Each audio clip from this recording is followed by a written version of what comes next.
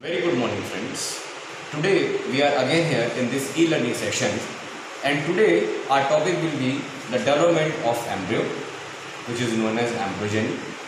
Till now, in previous sessions, we have seen development of male gametophyte, that is pollen grain, the development of female gametophyte, that is embryo sac, the fertilization process where one sperm cell fused with the egg cell to make a two-end zygote, and the second sperm cell it fused with the secondary nucleus to make a basic triploid tissue endosperm. We have also seen that endosperm formation is always prior to the embryo formation, because its function is to give nutrition to this developing embryo. Now, the zygote is the first cell of the sporophytic generation, and it divides and redivides to make embryo after a period of rest. Now, this resting period may be short or it may be long. The resting period may be 5 to 8 hours in case of Asteraceae and Poaceae, while it may be up to 5 to 6 months in plants like Colchi. So, it is the zygote which is the first cell of the sporophytic generation, and it further divides and redivides to make an embryo. When we see a dicote embryo, then we see these following structures. We see two cotyledons like this. This is embryonal axis.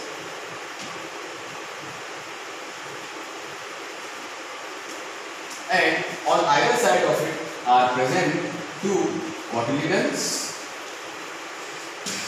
The region or the part of the axis above cotyledon is known as epicotyl, which makes lobule or shoot, and just below the cotyledon level is known as hypocotyl, which makes radicle and which then makes shoot. So this was a very general diagram of a dicote embryo, dicote seed. Now, in this lecture, we will discuss the Unna-Grad type of embryo development. Unna-Grad type is also known as crucifer type of embryo development. In this, what happens? The zygote, which was the first cell of the sporophytic generation, it enlarges in size, thereby creating a vacuole in the cell. It then divided by a transverse division to make, this is macromyelin side, this is chenosyl side, to make a larger basal cell and a small apical cell. The apical cell takes place in the embryo formation, whereas the basal cell it makes suspensor and other structures. We can say the basal cell takes less participation in embryo formation, and the embryo formation is done by the apical cell. The basal cell then again divides to make two cells, Ci and Cm,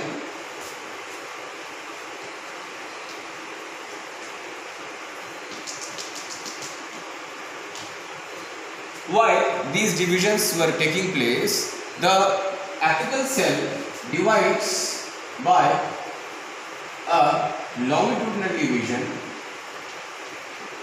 to make two cells, and then another longitudinal division takes place at right angle to the first longitudinal division, thus making four cells in this apical cell. This structure is known as four-cell proembryo, and it looks like inverted T shape. This structure is known as quadrate stage, as the apical cell, the apical portion is made up of four cells. These again divides by a transverse division, thereby making 8 cells, 4 on this side, 4 on that side, and this is now known as octant stage. This octant stage then divides by a periplanar division, making an outer wall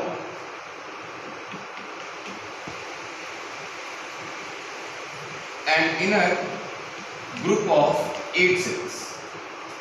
8 cells on the outer side and 8 cells on the inner side. The lower cells of this octant, they makes cotyledon and apicotyl, whereas the upper 4 cells, they makes hypocotyl.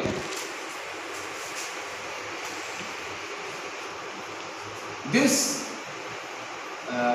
thin layer of cells form outside, it makes dermatogen.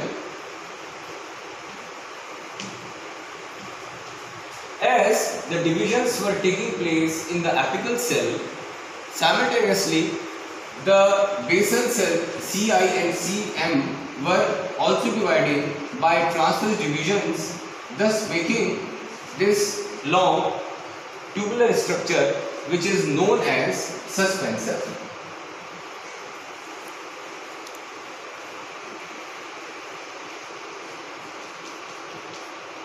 This is known as suspensor. The uppermost cell of this suspensor is the largest. This structure is now known as globular embryo, because it looks like globe, that's why we have named it as globular embryo. This is suspensor. Now what happens with this globular embryo? On two lateral poles there is growth which leads to the formation of a structure like this.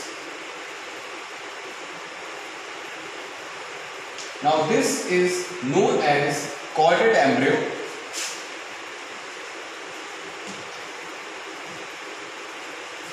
The middle cells, they remain as such, and these lateral pole cells, they grow continuously, making these outgrowths which then give rise to cotyledons. So you may also call them as cotyledon primordia. Now here differentiation takes place and three different meristems are recognized at this stage. Dermatogen,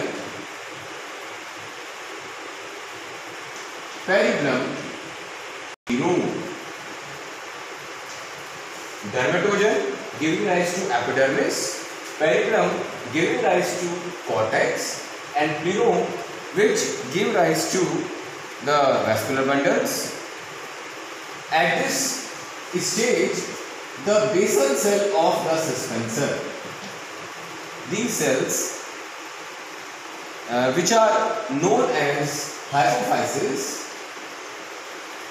also divides by a transverse and a longitudinal division. The upper cells, they make root epidermis and root cap, whereas the lower cells, they make root cortex.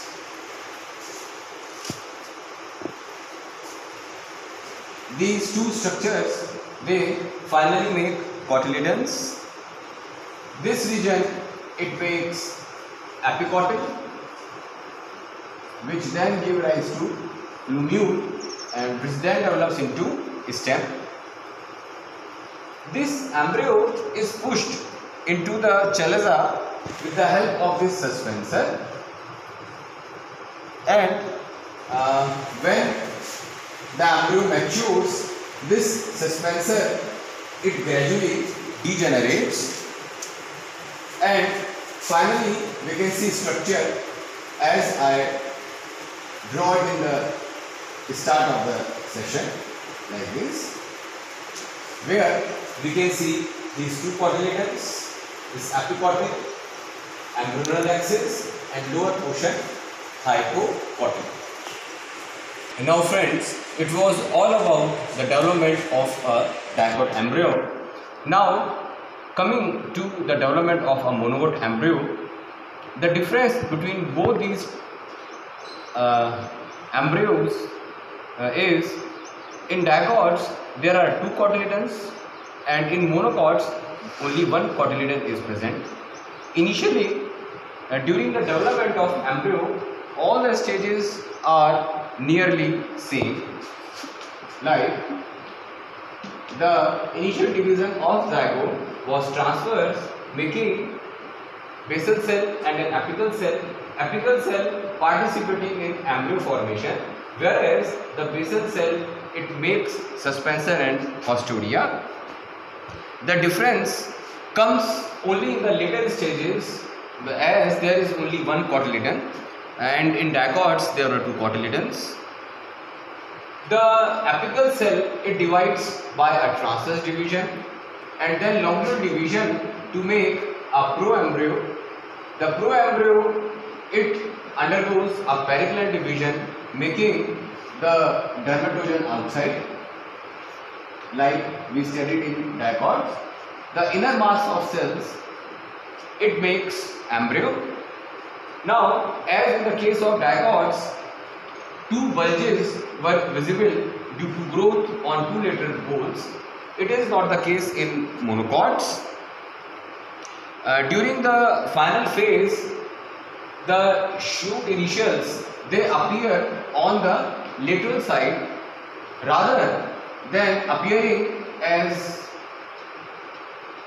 in the middle position, as we saw in case of dicots. In case of a monocot embryo, the shoot initials are in this position, and this entire tissue, it functions as a single cotyledon. Though in some members of monocots like Lilium, there is no suspensor. It is quite a massive structure. In some orchids, the suspensor, it makes some haustoria like structures for absorption of food from the nucellus and integuments. In orchids, the embryo consists of a few celled ovoid mass without any differentiation into cotyledons, plumule or radicle. So in this way, a monocot embryo, it develops.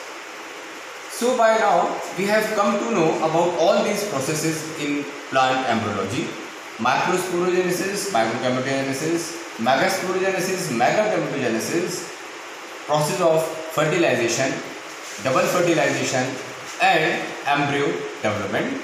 Embryo development, which is quite similar in both dicots and monocots, only there are some minor differences in the later stages. And by now it is also very clear that endosperm is no doubt serving as a mother or a nutritive tissue which provides the nutrition in form of nutrients, minerals, vitamins to the developing embryo. So the things that we discussed till now were very normal. In the next lecture of embryology, we will discuss some abnormal conditions that we see in embryology like polyembryony, apomixis and so on. Thank you.